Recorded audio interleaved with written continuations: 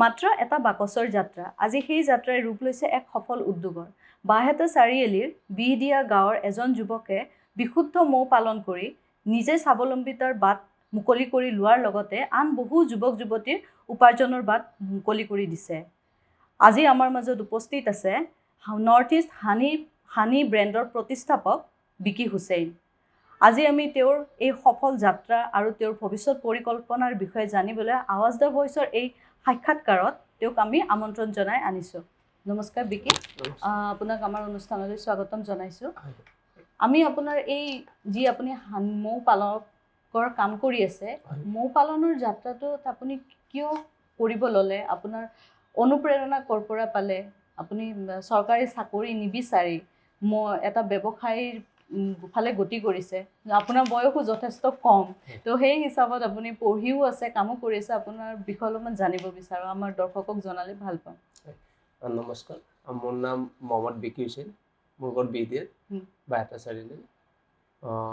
মই এই ব্যৱসায়টোৰ লগত জড়িত হোৱা আজি প্ৰায় 3 বছৰৰ ওপৰ হ'ল।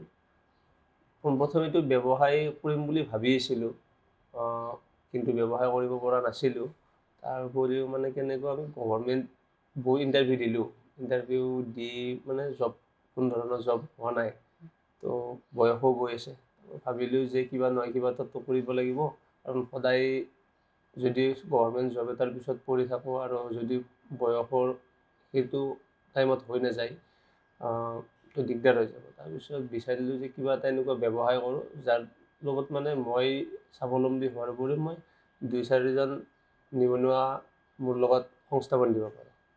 তো তেনেকৈ বিভিন্ন ধৰণৰ চাৰ্চ কৰি কেনে মই মৌ পালনৰ ওপৰত অলপ পালোঁ ভিডিঅ' ইউটিউবত কিছুমান চাৰ্চ কৰিলোঁ। মই দেখা পালোঁ যে এইটো এটা ফাৰ্মিং হয় আৰু ইয়াৰ ওপৰত বহুত ধৰণৰ স্কোপ আছে, মানে এটা ডাঙৰ স্কোপ আছে।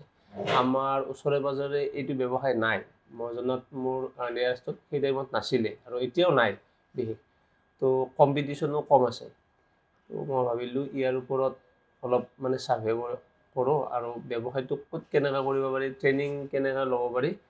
তো মই গম পালোঁ যে গুৱাহাটী খাদী বোৰ্ডত ইয়াৰ ট্ৰেইনিং দিয়ে, ফ্ৰী ট্ৰেইনিং দিয়ে। তো তাত মই যোগাযোগ কৰিলোঁ। যোগাযোগ কৰোঁতে তাৰ পৰা মোক ক'লে এখন ফৰ্ম ফিল আপ কৰি জমা দিবৰ কাৰণে, আৰু মই যেতিয়া ফৰ্ম এখন ফিল আপ কৰি জমা দিলোঁ, পিছত মোক তাৰ পৰা কল আহিলে, কল কৰি মাতিলে। তাৰপিছত মই তাত প্ৰথম ট্ৰেইনিং ল'লোঁ খাদী বোৰ্ডত ট্ৰেইনিং লৈ মই বাকচ এটা কিনিলোঁ যাতে মই শিকিব পাৰোঁ। কাৰণ মই যদি গোটেইটো পইচা তাত লগাই দিওঁ তো লোকচান হৈ যায়, সেইটো ভয় আছে। কাৰণ নাজানাকৈ বা অভিজ্ঞতা নোহোৱাকৈ যদি ব্যৱসায়টো কমপ্লিট পইচা লগাই দিলে দিগদাৰ হৈ যাব পিছত। মই এটা বাকচৰ পৰা তাত শিকিলোঁ, বহু সমস্যা দেখা পালোঁ। তো সেই সমস্যাখিনিৰ সন্মুখীন হৈ তাৰ প্ৰব্লেমবিলাক চল্ভ কৰিলোঁ। তাৰপিছত কেনেকুৱা সমস্যাৰ সন্মুখীন হৈছিল? মানে যেতিয়া বাকচটো আনিলোঁ, মই এতিয়া মৌ মাখি আছে ন, মৌ মাখিবিলাক ধৰি আনি বাকচত সোমাওঁ। তাৰ কিছুদিন পিছত কেনেকুৱা হয়, মৌ মাখিত কিছুমান পোকে ধৰে, ৱাক্সমথ বা এনেকুৱা পোকবিলাকে ধৰে, যাৰ ফলত সিহঁতে মানে উৰি যাব চেষ্টা কৰে। তো তাৰ কাৰণে মই সেইবিলাক সমস্যা দেখা পাই সেইবিলাক চল্ভ কৰিলোঁ। তাৰপিছত এটা এটাকৈ মই বাকচ ভৰাই গ'লোঁ। আৰু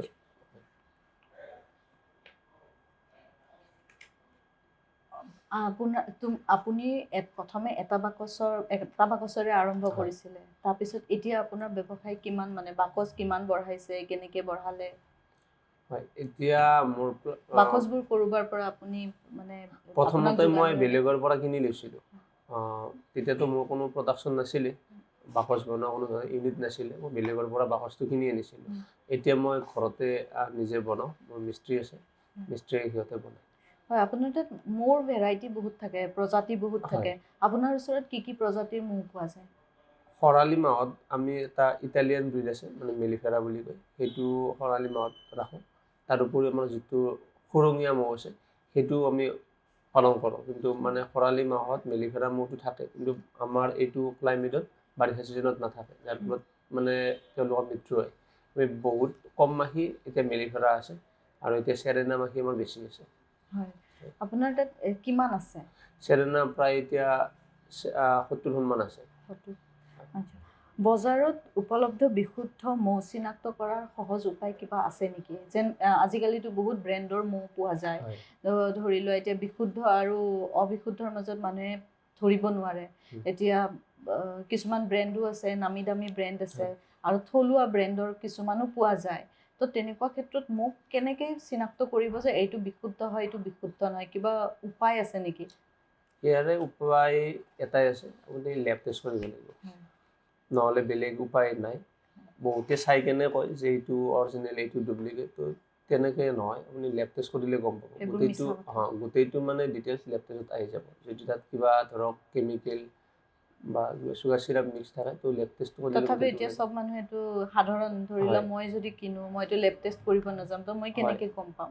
এতিয়া আপুনি গম পাব হ'লে বেলেগ উপায় নাই, কাৰণ আজিকালি চাব মানে যিসকল ব্যৱসায়ী মানে এনেকুৱা কিছুমান কাম কৰে, মানে মিক্স কৰি দিয়ে, কেমিকেল মিক্স কৰে বা কৰ্ণ চিৰাপ মিক্স কৰে, সিহঁতৰ থিংকিংবিলাক কাষ্টমাৰতকৈ বহুত ওপৰৰ লেভেলত। তো সিহঁতে জানে কাষ্টমাৰে কেনেকুৱা বস্তু বিচাৰে, তো সেই হিচাপত সিহঁতে এডজাষ্ট কৰি কেনেই বনায়, যাৰ ফলত মানুহে ধৰিব নোৱাৰে। টেষ্টটো একে পাব, কালাৰো সেই হিচাপত পাব, মানুহজনে যি হিচাপত বিচাৰে সেই হিচাপত টেষ্ট, কালাৰ গোটেইখিনি পাব।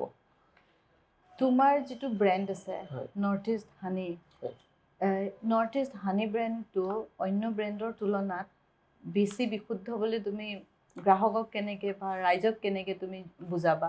কাৰণ মানুহেতো বেলেগৰ ওপৰত বেছি ভৰসা কৰি সেইটোৱে ব্যৱহাৰ কৰিছে, তোমাৰটো কিয় কিনিব? কি পাৰ্থক্য আছে তোমাৰ? হয়, নিশ্চয়। মই ধৰক কাকো ক্লেইম নকৰোঁ যে তেওঁৰটো বিশুদ্ধ নহয় বা কেমিকেল নহয়। মই এইটো জানো যে মোৰটো বিশুদ্ধ হয়। বেলেগক মই চাব নাযাওঁ কোনে কি দি আছে, মই জানো মোৰটো বিশুদ্ধ হয়। কোনোবাই যদি বিচাৰে যে মই তোমাৰ চকুৰ আগৰ পৰা আনিব বিচাৰিম, মই তেখেতক আমন্ত্ৰণ জনাওঁ যে আহক, আপুনি মোক চকুৰ আগত মই আপোনাক উলিয়াই দিম, আপুনি লৈ লওক। কিন্তু এনেকুৱা নহয় যে ধৰক সম্ভৱ যে মানে প্ৰতিটো কাষ্টমাৰকে দিব পৰা যাব। সকলো সময়ততো এইটো হাৰভেষ্ট নহয়।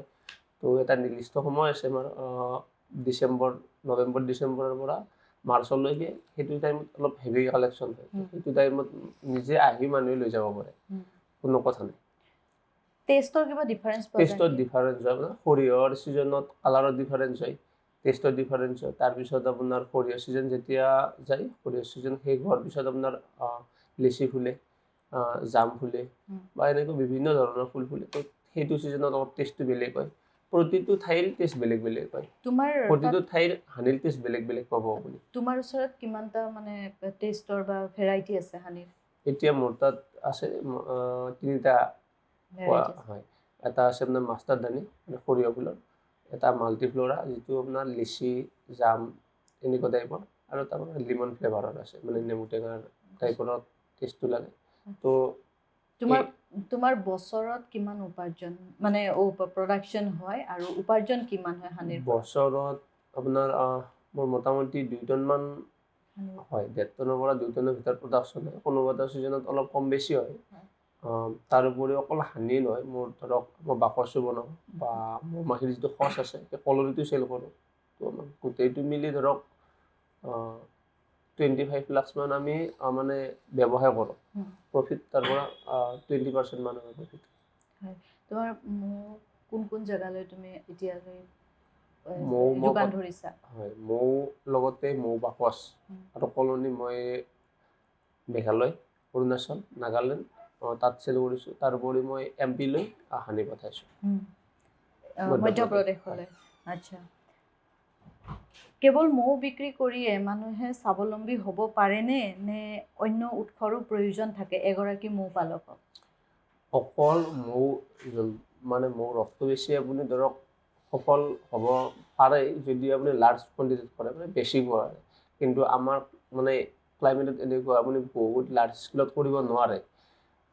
ফুল বহুত আছে যদি আপুনি নোৱাৰাৰ কাৰণ হৈছে আমাৰ বৰষুণ প্ৰচুৰ পৰিমাণে অসমত, যাৰ ফলত মানে এতিয়া জুন জুলাই মাহৰ পৰা তো অক্টোবৰ নৱেম্বৰলৈকে এইটো মানে ছিজনটো পূৰা অফ থাকে, যাৰ ফলত আপুনি যদি 300-400 বাকচ ধৰক মাখি লগাই মানে পোহেও, তো তাৰ পৰা বহুখিনি মাখি আপোনাৰ হয়তো কিছু সমস্যাৰ কাৰণে উৰি গুচি যাব বা অন্য কাৰণত মৃত্যুমুখ পৰিব।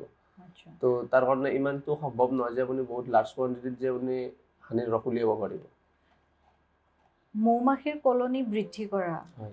আৰু মৌ বাকচ তৈয়াৰ কৰাৰ প্ৰক্ৰিয়াটো অলপ ক'ব নেকি কেনেকুৱা ধৰণৰ হয় থুলমূলকৈ মানে মৌমাখি মৌৰ কলনী যিটো হয়। বৃদ্ধি কৰা আৰু মৌ বাকচৰ যিটো তৈয়াৰী প্ৰচেছটো আছে হয়। সেইটোৰ অলপমান বুজাই দিব।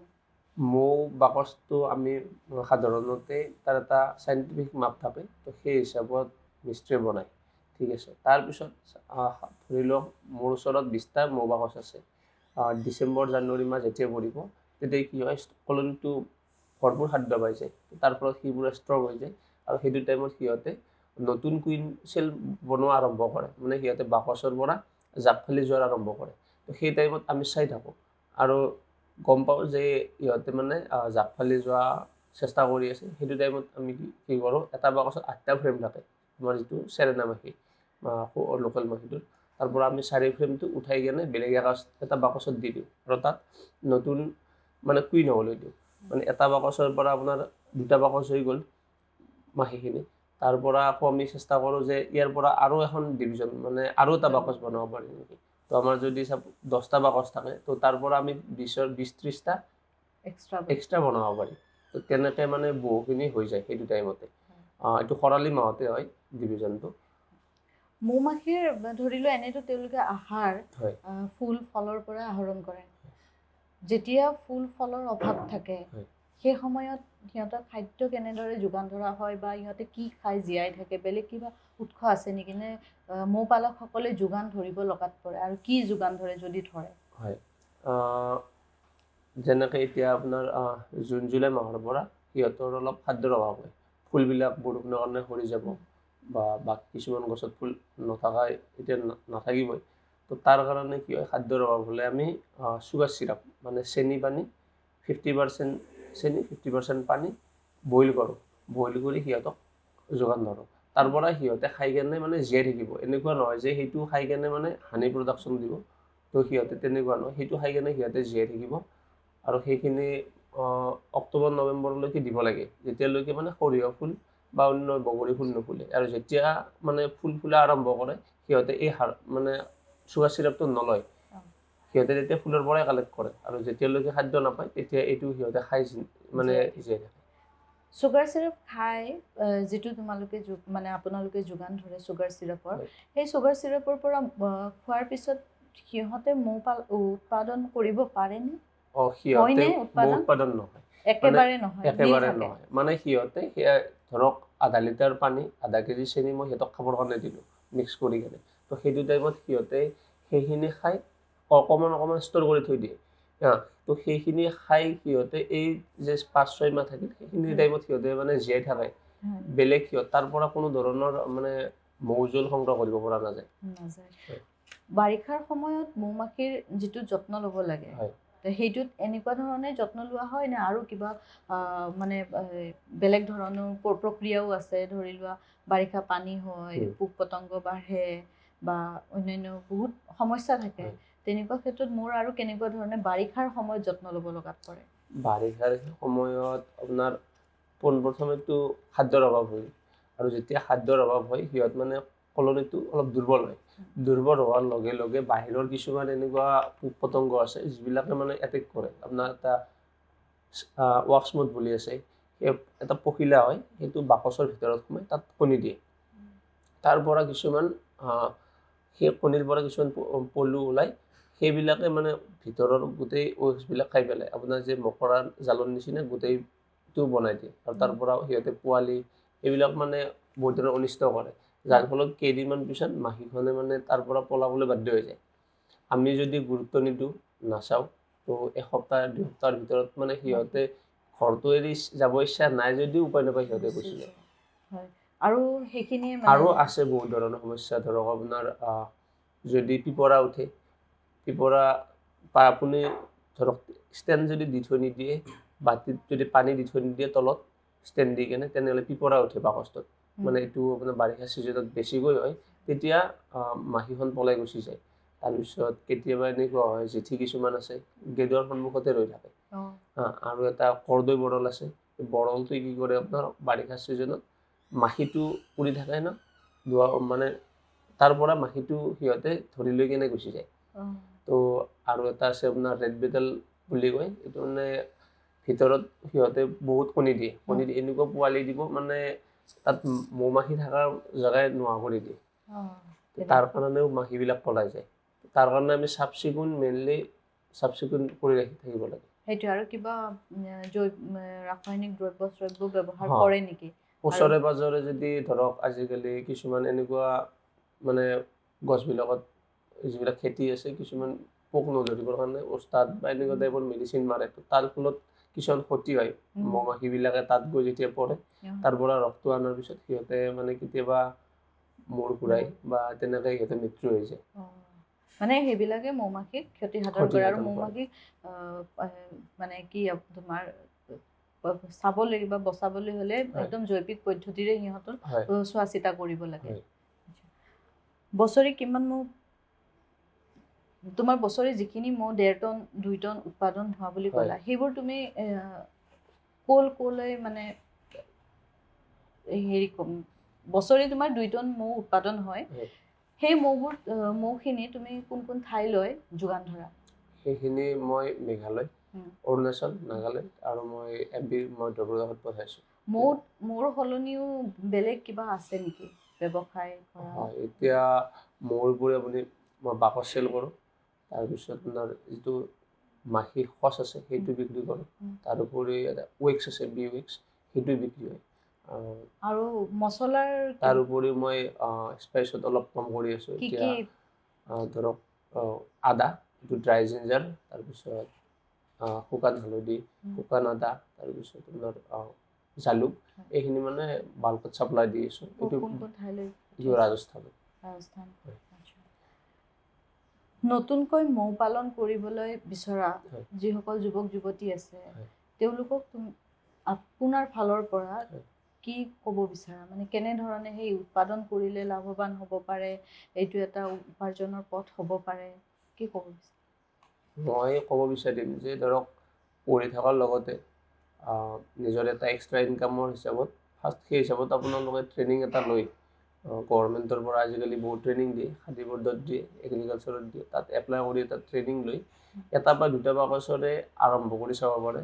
তাৰ পৰা কিছু সংখ্যক ধৰক পজিটিভ নিগেটিভ ফিডবেক পাব, তো গম পাব কিছুমান যে প্ৰব্লেম হ'লেও শিকি কেনে ব্যৱসায়টো আৰম্ভ কৰিব পাৰে, এক্সট্ৰা ইনকাম কৰাৰ এটা পথ উলিয়াব পাৰে সকলো। মৌ পালন কৰি স্বাৱলম্বী হ'ব পাৰে? স্বাৱলম্বী হ'ব পাৰে, এনেকুৱা নহয় যে নোৱাৰে, স্বাৱলম্বী হ'ব পাৰে, কিন্তু মানে হতাশাত ভুগিলে নহ'ব। কাৰণ সকলো ব্যৱসায়ত আপোনাৰ লাভ লছ থাকিবই। কেতিয়াবা এনেকুৱা হয় এটা বাকচৰ পৰা মাখি এখন উৰি গুচি যায়, আমি সেইখন মাখি মানে ধৰিবলৈ যাওঁতে নেক্সট আকৌ এখন উৰি গুচি যায় বেলেগ এটা বাকচৰ পৰা। তো সেইটো টাইমত আমাৰ মানে মানসিকভাৱে বহুত আমি দুৰ্বল হৈ যাওঁ। তেনেকুৱা হ'ব নালাগিব, ধৈৰ্য সহকাৰে কামখিনি কৰি যাব লাগিব, সময় দিব লাগিব। মেইনলি আমি মানে যিকোনো এটা ব্যৱসায়ত সময় নিদিওঁ, মানে ৰিটাৰ্ণ লগালগ বিচাৰোঁ। তো তেনেকুৱা নহয়, আমি প্ৰথমতে শিকি ল'ব লাগিব, শিকি কেনে আগবাঢ়ি যাব লাগিব। আৰু মৌ পালনৰ ব্যৱসায়টো কিমান সময় খৰচ হয়? এতিয়া কিছুমান ব্যৱসায়ত বা খেতি বাতি কৰিলে গৰু ছাগলী বা অন্যান্য কৰিলে তাত যথেষ্ট সময় খৰচ হয়। মৌ-মাখিৰ ক্ষেত্ৰত কিমানমান সময় দিবলগীয়া হয়?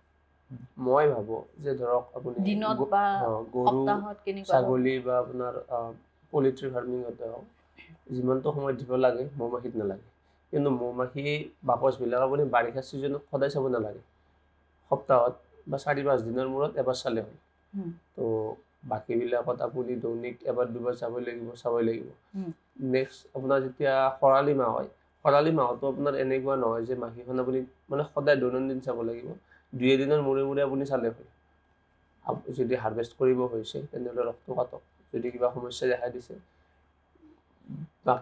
বাকী ফাৰ্মিঙতকৈ মৌ-মাখিৰ ফাৰ্মিংটো এইটো কাৰণে ভাল, ইমান সময় দিব নালাগে, কম সময় দিব লাগিব। মানে এনেকুৱা নহয় যে আপুনি ৰাতিপুৱা এবাৰ চালে গধূলি চালে, তেনেকুৱা নালাগে, 2-3 দিনৰ মূৰে মূৰে চালে হয়। আপোনাৰ মৌ পালনৰ যিবোৰ বাঁহ আছে সেইবোৰ কোন কোন জেগাত এতিয়া আছে, ক'ত ক'ত ৰাখি থৈ দিছে, আৰু আপোনাৰ এই ব্যৱসায়ৰ লগত কিমান মানুহ জড়িত হৈ আছে? এতিয়া মোৰ লগত আমি বৰ্তমান আমাৰ মিস্ত্ৰী আছে, মোৰ ঘৰৰে হয়, তেওঁলোকে মানে পাৰ্মানেণ্ট নহয়, যেতিয়া আমি অৰ্ডাৰ আহোঁ সেই হিচাপত তেওঁলোকে কাম কৰে, দুজন মিস্ত্ৰী। তাৰপিছত মোৰ বন্ধু এজন আছে, বাক্সাৰ আছে এজন, তাৰপিছত তামোলপুৰৰ এজন, আৰু এজন মোৰ দৰঙৰ আছে, পাথাৰিঘাটৰ। তো মোৰ মাহী আছে বৰ্তমান মোৰ ঘৰত আছে, পাথাৰিঘাটত আছে, তাৰপিছত চিপাঝাৰত আছে, আৰু আমাৰ তামোলপুৰত আছে, আৰু গোৰেশ্বৰত আছে। এই বছৰত কিমান উৎপাদন হৈছে? এই বছৰত প্ৰায় আমাৰ 2 টনমান উৎপাদন হৈছিলে। এতিয়া বেছি ষ্টক নাই, মই মোটামুটি বিক্ৰী কৰি আধা শেষ কৰি দিলোঁ। অসমৰ বাহিৰলৈ মৌ যি যোগান ধৰিছে, তাৰ অভিজ্ঞতা কেনেকুৱা? মানুহৰ সঁহাৰি কেনেকুৱা পাইছে? তাৰ মানে বাহিৰত সঁহাৰি ঠিকেই আছে। আপোনালোকৰ ধৰক ইয়াতে কেনেকুৱা, আপোনাৰ আধা কেজি 1 পোৱা এনেকৈ ৰিটেইলত চেল হয়। তো তাৰ পৰা বাল্ক অৰ্ডাৰ আহে, সেই হিচাপত আমি হ'লচেলত দি দিওঁ, আৰু আমাৰ লোকেলতো অলপ চেল হয়। অভিজ্ঞতাটো ঠিকেই আছে। কেতিয়াবা এনেকুৱা হয় অৰ্ডাৰ বেছি আহে, সিমানটো আমাৰ ষ্টক নাথাকে, তাৰ কাৰণে বহুখিনি অৰ্ডাৰ আমি কেঞ্চেল কৰিব লগা হৈছে। এই ব্যৱসায় কৰিবলৈ হ'লে আৰম্ভণিত কিমান টকা হাতত লাগিব? ধৰি লোৱা এতিয়া এটা বাকচ কিনিলে অলপমান কম খৰচী হয়, যদিও তাৰ লগতে হাতত মূলধন কিমান থাকিব লাগিব এই ব্যৱসায়টো কৰিবলৈ হ'লে?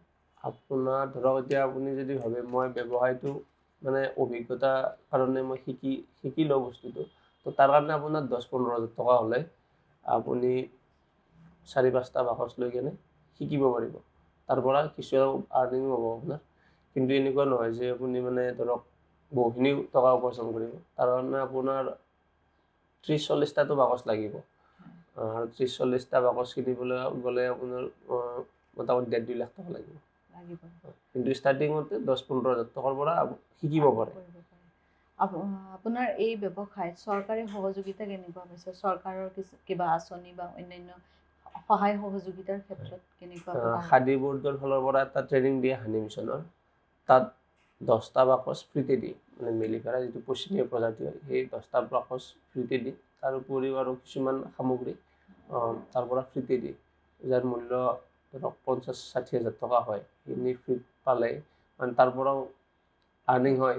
তো সেনেকৈ মই অলপ পাইছিলোঁ, 10টা বাকচ আৰু কিছু অলপ সামগ্ৰী। তাৰপিছত এগ্ৰিকালচাৰৰ পৰা এটা বাকচ পাইছিলোঁ, সেইটো বহুত দিন হ'লোঁ আৰু ব্যৱসায়টো কৰি থাকোঁতে। তো বৰ্তমানতো এইখিনি পালোঁ, আৰু লোন এটা লোৱা আছে মোৰ, লোনটো বাৰু বেংকৰ পৰা দিছে। আৰু এগ্ৰিকালচাৰ ছেক্টৰত মানে যেতিয়া কাম কৰে, অলপ ভাল কাম হোৱাৰ পিছত বেংকে দিয়ে লোন। আপোনাৰ ব্যৱসায় কিমান টকাৰে আৰম্ভ কৰিছিল আৰু কেতিয়া কৰিছিল? মই এইটো আৰম্ভ কৰিছিলোঁ 2022-ৰ লাষ্টত। 2023-ৰ পৰা অলপ ভালকৈ কৰা গৈছিলে। তো তেতিয়াতো মই কোম্পানীত কাম কৰিছিলোঁ। মই মানে এটা মাহৰ চেলাৰীৰে আৰম্ভ কৰি দিছিলোঁ। এটা বাকচ আনিছিলোঁ প্ৰথমতে, তাৰপিছত কেইদিনমান যোৱাৰ পিছত আকৌ এটা বাকচ কিনি দিলোঁ চেলাৰী পইচাৰে। তো তেনেকৈ আগবঢ়াই গ'লোঁ। তুমিতো পঢ়িও আছা, পঢ়াৰ লগতে ব্যৱসায়, কেনেধৰণে তুমি দুটাৰ মাজত ভাৰসাম্য ৰক্ষা কৰিছা? হয়, এনেকুৱা হৈছে, মই যেতিয়া মানে ডিগ্ৰী পঢ়ি আছিলোঁ, BA পঢ়ি থাকোঁতে মই মানে দৈনন্দিন কলেজ যোৱা নাছিলোঁ। কেতিয়াবা কলেজ যাম, তো এক্সামৰ টাইমত যাম, BA-টো তেনেকৈ কমপ্লিট কৰিলোঁ। আৰু এতিয়াতো ইগন'ৰ পৰা মই MBA কৰি আছোঁ অপেনত। এতিয়াতো কলেজ যোৱা নাযায়, এক্সামৰ টাইমতে যোৱা যায়, আৰু ব্যৱসায়ত টাইম বেছি দিব লগা হয়। তাৰ কাৰণে মই অপেনতে কৰিলোঁ। ভৱিষ্যতে তোমাৰ যিটো ব্ৰেণ্ড আছে নৰ্থ ইষ্ট হানি, সেই ব্ৰেণ্ডটোৰ লৈ কেনেকুৱা ধৰণৰ পৰিকল্পনা কৰিছে? মোৰ পৰিকল্পনা আছে, বহুত ধৰণৰ সপোন আছে, যে আমি ধৰক এটা আমাৰ নৰ্থ ইষ্টৰ পৰাই ভাল বিশুদ্ধ হানিৰ বা হানি ৰিলেটেড গোটেইখিনি বস্তু গোটেই ভাৰতবৰ্ষত ইয়াৰ মানে এটা নাম হয়। সপোন আছে যে মোৰ লগতে ধৰক আমাৰ স্থানীয় আৰু বহুত যুৱক যুৱতী আছে, যাক মই আগুৱাই লৈ যাব পাৰোঁ। তো কিছুমান এনেকুৱা সপোন আছে। আজি তোমাৰ পৰা বহুত কথা জানিব পাৰিলোঁ। মৌ পালন কৰি মানুহ স্বাৱলম্বীও হ'ব পাৰিব। নিবনুৱা যুৱক যুৱতীসকলৰ উপাৰ্জনৰ এটা বহুত সৰল বাট এটাও অসমতে আছে, যিটো বিষয়ে হয়তো মানুহে নাজানে। তো আপোনাৰ লগত কথা পাতি বহুতে কিছু আইডিয়াও ল'ব পাৰিছে যে কেনেধৰণে কি কৰিব পাৰে, কি কৰিব নোৱাৰে। আপোনাৰ উজ্জ্বল ভৱিষ্যতৰ কামনা কৰি আজি আমাৰ অনুষ্ঠানৰ পৰা বিদায় লৈছোঁ। নমস্কাৰ।